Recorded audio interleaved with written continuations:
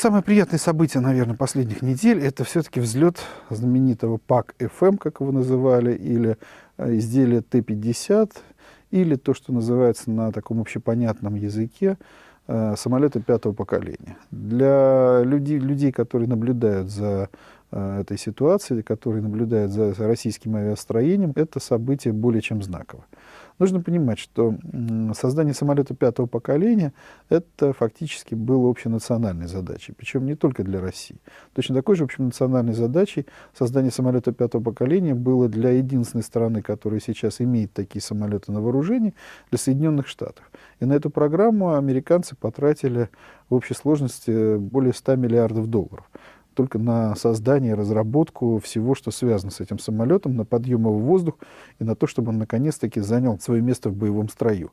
Безусловно, их самолет, который они создали, F-22 Raptor, это получилась страшно дорогая машина. Достаточно сказать, что один самолет обходится американскому налогоплательщику примерно в 140 миллионов долларов. Это огромная сумма. Нужно понимать, что на эту сумму можно, допустим, было купить примерно 3-4 самолета предыдущего поколения со всем вооружением. Но овчинка выделки стоила, потому что вот это магическое слово «пятое поколение», оно, конечно, завораживает. Ну, завораживает оно некоторых просто своим красивым названием. Специалистам понятно, что параметры пятого поколения — это некие совершенно новые возможности авиационной техники. То есть традиционно в пятое поколение входит несколько параметров. Первое — это крейсерская сверхзвуковая скорость. Если раньше режим сверхзвука — это был режим, так сказать, форсажа, на котором самолет мог находиться несколько минут или несколько десятков минут, а большую свою часть он проводил в дозвуковом режиме полета, то вот этот самый режим сверхзвуковой, то есть штатный режим сверхзвуковой, он позволяет, конечно, приобретать самолету громадную скорость его переброски. То есть в этом случае для того, чтобы перебросить самолет с одного театра военных действий на другой, требуется буквально считанные часы.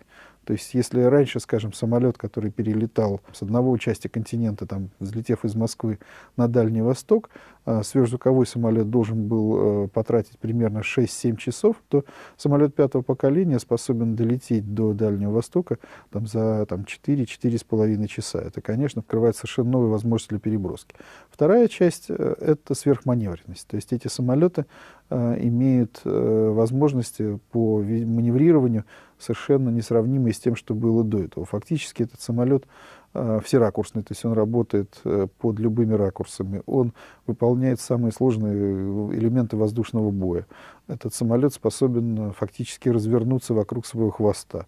Этот самолет за счет управляемого вектора тяги способен взлетать с укороченных площадок. Этот самолет, ну, еще очень можно перечислять, что может этот самолет вот именно здесь. Третья, группа элементов, которые отличают самолет пятого поколения, это его малозаметность.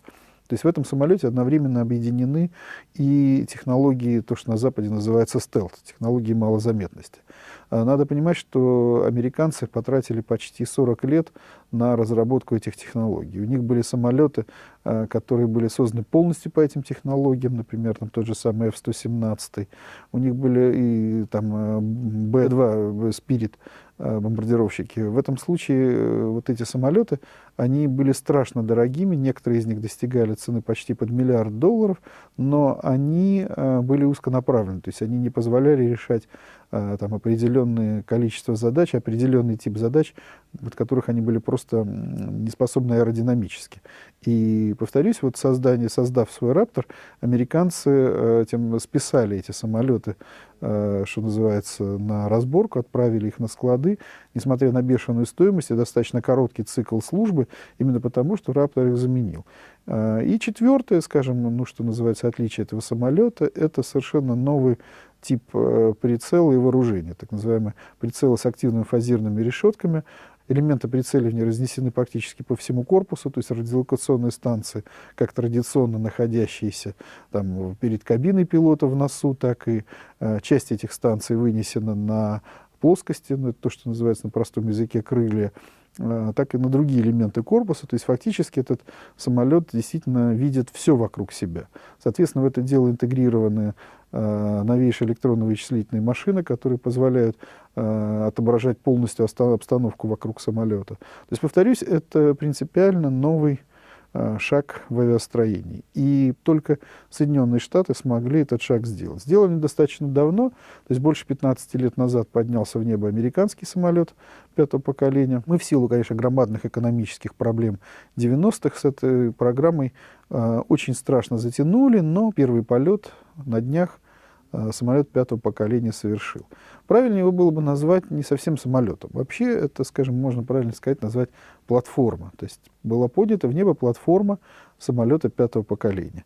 На данный момент он еще не летает и не имеет того движка, который изначально планировался для этого самолета. Этот движок сейчас находится в процессе конструкторских работ, и он будет, я думаю, что создан только в ближайшие 2-3 года.